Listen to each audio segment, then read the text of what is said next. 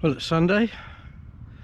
I've enjoyed a day's rest, a day when I didn't have to make up my own bed, decent food, no walking, and above all a very long hot shower. Company with the kids, decent pub meal at the Ravenswood. Thoroughly enjoyed the day. But now we're off again. It's just gone 10 o'clock. I'm just leaving Dwellingup. Jill's just driven off. It is a beautiful day. The temperature's perfect at the minute. There's not a cloud in the sky.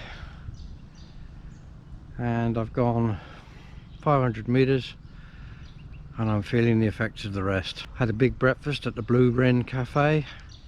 That's sitting heavy in my tummy right now. Need to get rid of that. Walk that off and get rid of the stiffness in my legs. Next campsite is Swamp Oak. It's 13.3 k's away. A couple of small hills in the way. Gonna test me a bit today, but should be there around, I don't know, 2:30 I guess.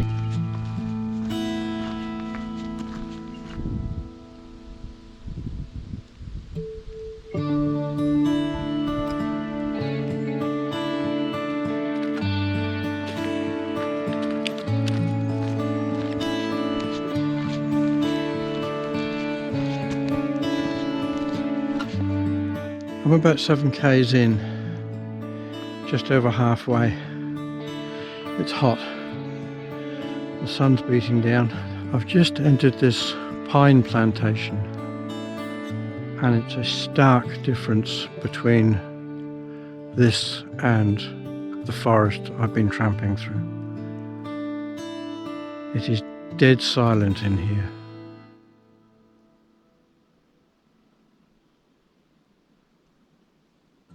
Nothing. No birds, no insects, no scuttling lizards, no creaking branches. Dead quiet.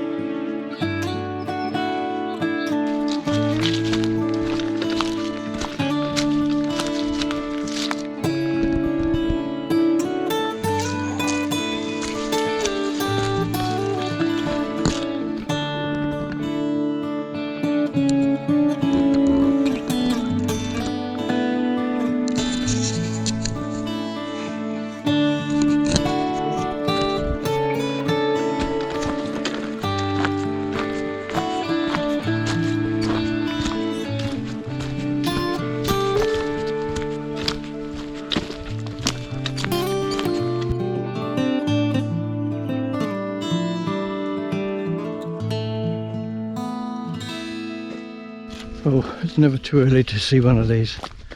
Swamp Oak shelter is just ahead. It's about 2:30, so I'm pretty much right on schedule. Remains to be seen as to who or what company I will have here tonight.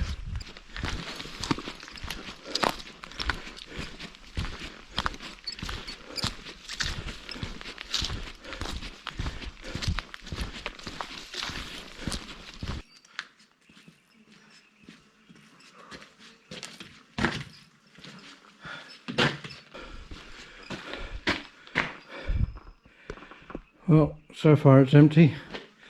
Doesn't mean to say it's going to remain that way. Toilets over there. Fire pit down there. Campsites at the back. Although initially alone, I was soon joined by other hikers. Firstly by Ian and later by Matt.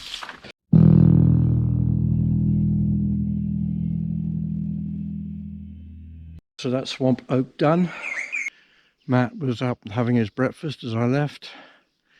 It's now officially the earliest I've ever left camp at 7:45, having risen as the sun got up. It was just too cold to stay in bed any longer.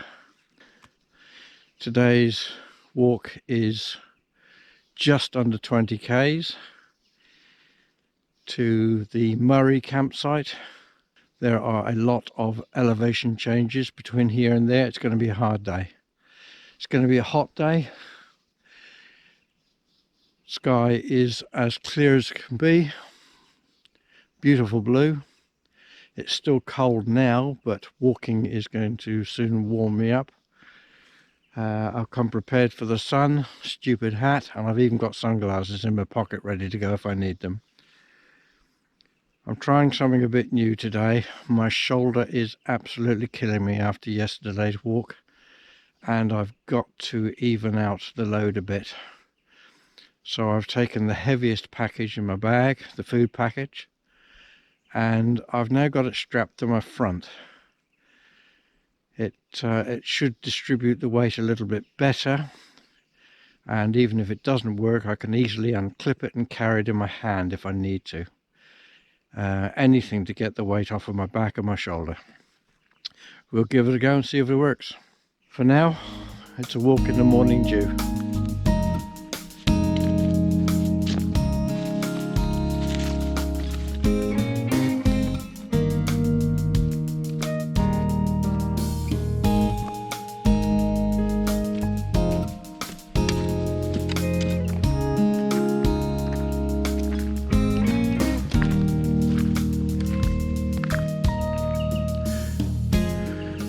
About an hour and a half in, just ticked over the 5k mark, so pretty much on schedule. Been struggling up this hill for the last 20 minutes. Seems to go on forever, and the pea gravel underneath your feet makes it very slippery. It's like trying to walk up an icy slope. The sun's getting higher and getting warmer. The chill's gone out of the air a long time ago, and I'm starting to sweat.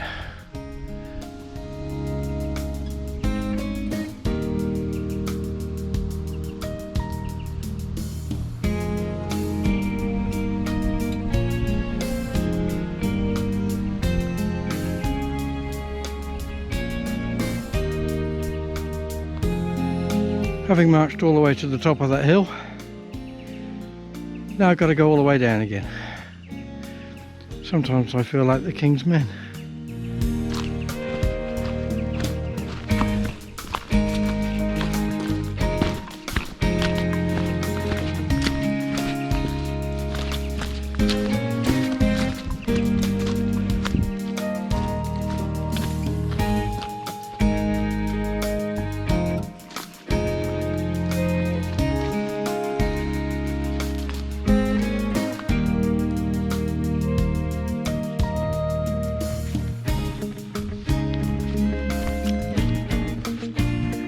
Well, we marched up a hill, then we slid down the hill, then we crossed the stream at the bottom of the hill. So guess what that means? Yep, up another hill.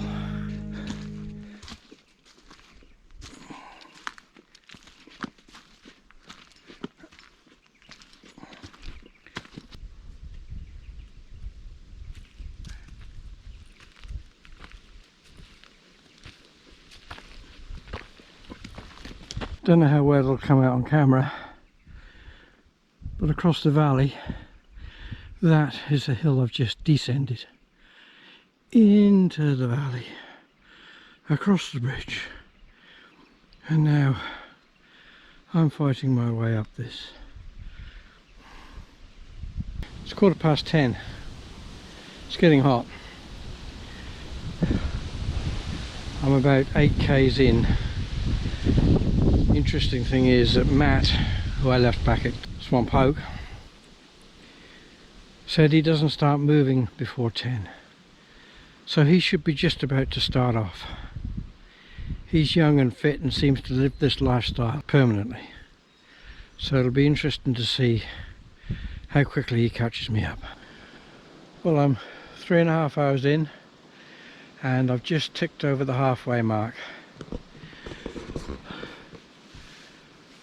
Thank heavens, for a while I've stopped going up and down dales and hills, and for the last 2k's I've been on this dead level railway embankment. It goes on for another 2k's, so for a while it's nice and flat. High time for a break, and I'm looking forward to a sugar hit with some protein pills in it, and that means Snickers.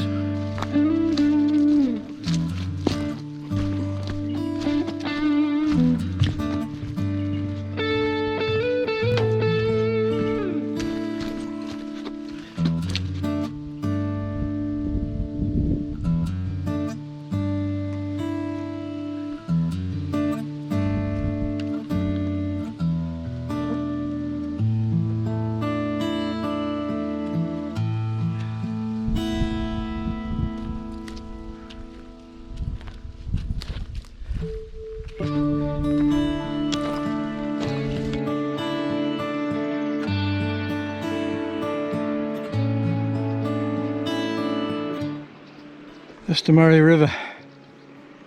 Just a couple of days ago when we were at the Ravenswood pub, this is the river that we were sitting by.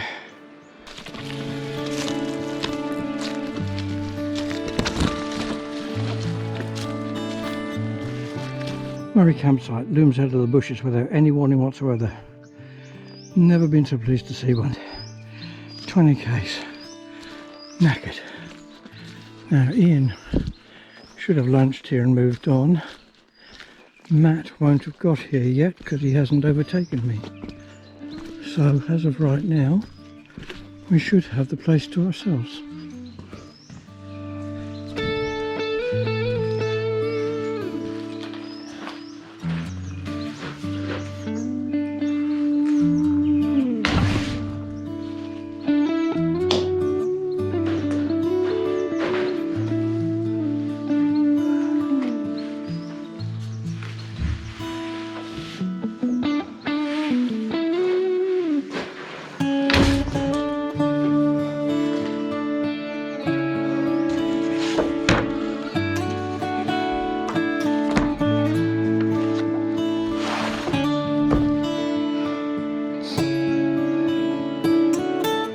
Yeah, Ian was here, he's moved on.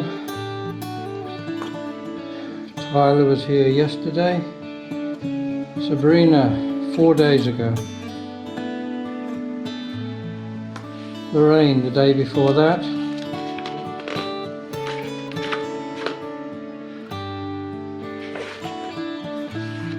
And Russian, the day before that. And Rabbit Tracks, the day before that. So we're all split out now.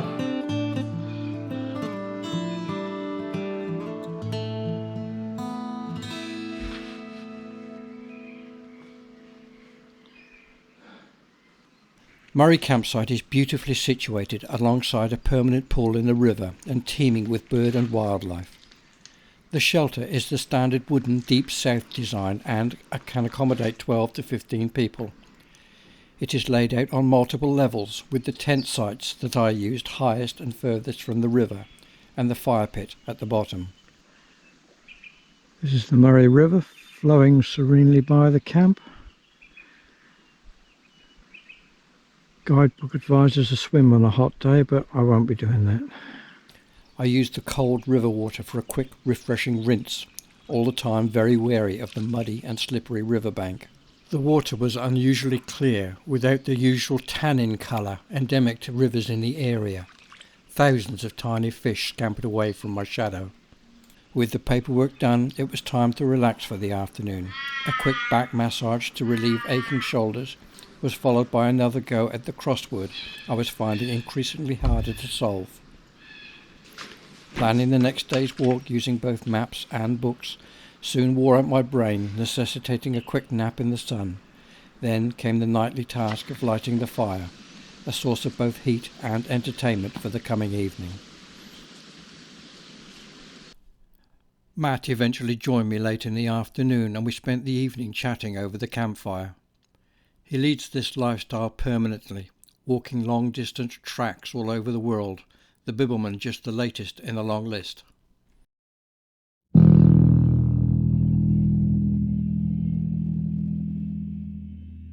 The next day dawned clear but very cold. An ethereal mist blanketed the river. I started out early expecting a simple 19-kilometre walk, but unfortunately it didn't work out that way. Morning. It's a beautiful morning again. Very cold, very misty, but that's burning off, and it's a bright blue cloudless sky again. I've just started. It's 8:20. Today's mission is to get to Dukanelli, which sounds like a planet from the Star Wars universe. It's 19.5 k's away, which is almost exactly the same as what we did yesterday, but without the steep hills. So it should be a little bit easier. I'm packed up pretty much the same as before, with the food in front of me, because it seemed to help a little bit. I've also padded and slackened off the left strap on Bella, so that my left shoulder isn't taking as much as the weight. Of course, that means the right shoulder's taking more of it, so that'll probably get sore later. Looking at about a 5-hour trip, probably get there around about 2 o'clock.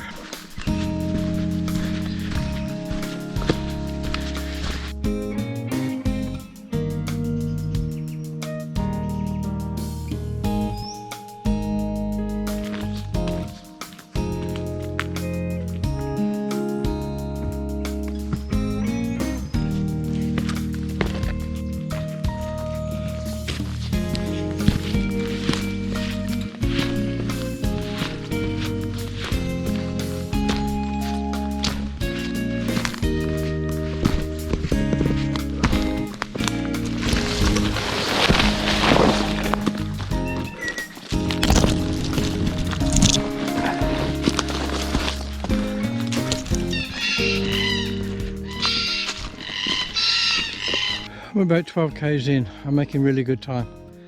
That's what happens with a flat track. I left the river back at the Murray shelter, but I've been hearing it over to my right all day. And at long last, through the trees, I get another glimpse of it.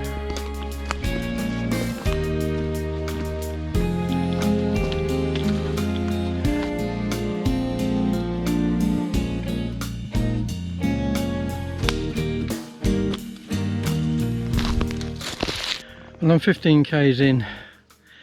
The sun is well and truly up, and it's hot. I have made very good time, and it's time to find a tree stump for a bag rest and a Snickers.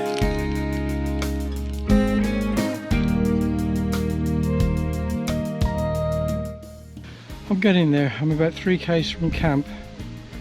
Trouble is, after the last 10 or 12 k's relatively flat, this last 2 k's is all uphill. The sun is baking hot and I've run out of water. I need to get there pretty quick. The long hill in the warmer temperature was hard work, but it was becoming more apparent that something was wrong. Only a few days ago I was celebrating becoming track fit, but now all my energy was gone. I reached the campsite much later than planned and spent the rest of the day trying to recover.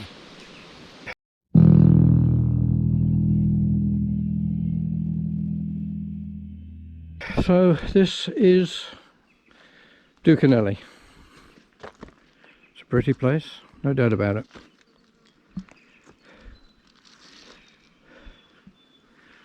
Shared the campsite with Matt again last night. He has long since disappeared. I have taken an age to get ready.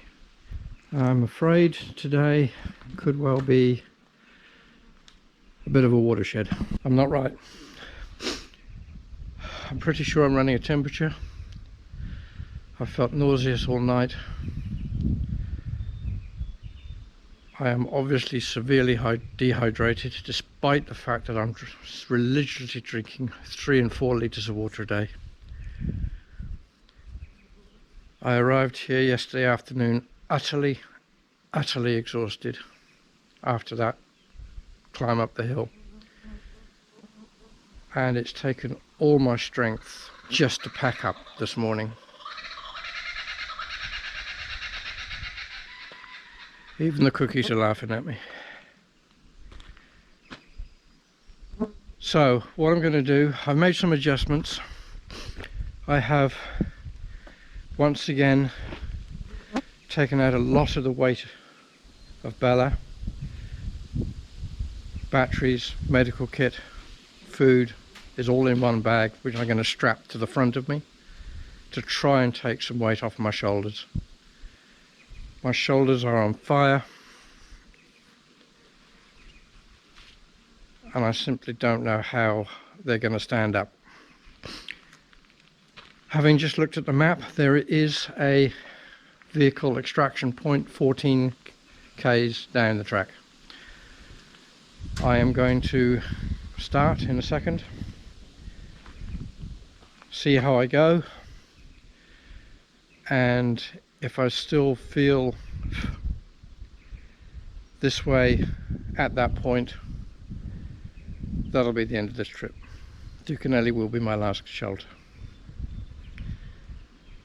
I simply cannot go on.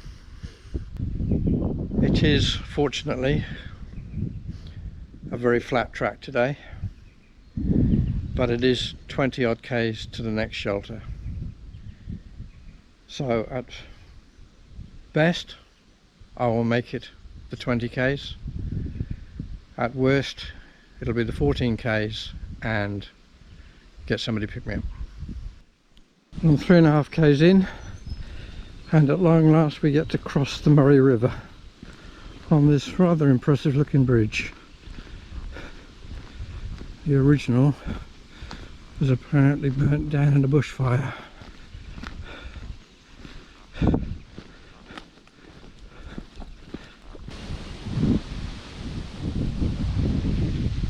We've been following the Murray for 2 days now as she flows downstream. We're always on her right bank, but today we get to cross it on a very bouncy bridge. And there is the Murray River.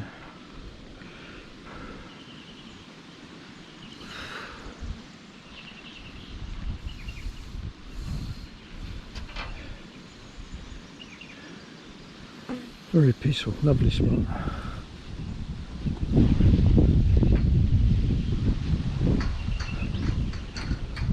After crossing the river, the track continues upstream for several kilometres, and as the afternoon wore on, I became increasingly aware of my pace. Only a week ago I had marched into Dukanelli at an average of about 4 kilometres an hour for 5 hours straight, but now the numbers were telling a different story. Well, this is the first. I'm going to get my feet wet.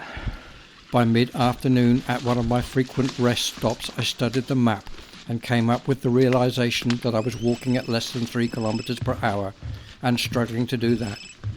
The decision was made and contact with Jill confirmed that I would be picked up at the Harvey Road. Well, this is it. This is the Harvey Quindinning Road. And it has become painfully obvious that I can't take a single step further. My shoulder is literally falling off. I've got padding underneath it to try and help. I've got the backpack slackened off. I've taken all the weight out of it and I'm carrying it like a shopping basket. And I still can't go any further. Not only that, but it's a good 9 k's to the next camp down that way, and at gone 4 o'clock I'm simply not going to make it before dark, and I am not blundering around the Australian bush in the dark. So I've messaged Jill Somehow or other she is going to arrange for me to be picked up, but it's going to be quite a while.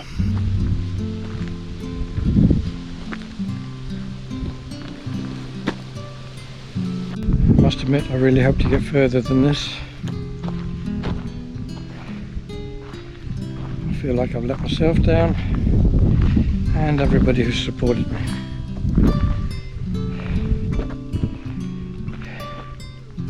Jill especially. I will attempt to complete the track, probably sectionally, bit by bit. Whether I do or not, only time will tell. But for now, that's all, folks. My unexpected decision to stop threw everything into chaos, but Jill managed to arrange for Lee to come and get me. Even so, it was a 2-hour wait, and when he did arrive, he too wasn't in the best of health. Seems that whatever was eating at me had got him too. Join me again for part 8, the final episode in this first season, in which I return to the track with a vengeance, offer up some explanations, or excuses, and plans as to how and when I intend to finish this journey.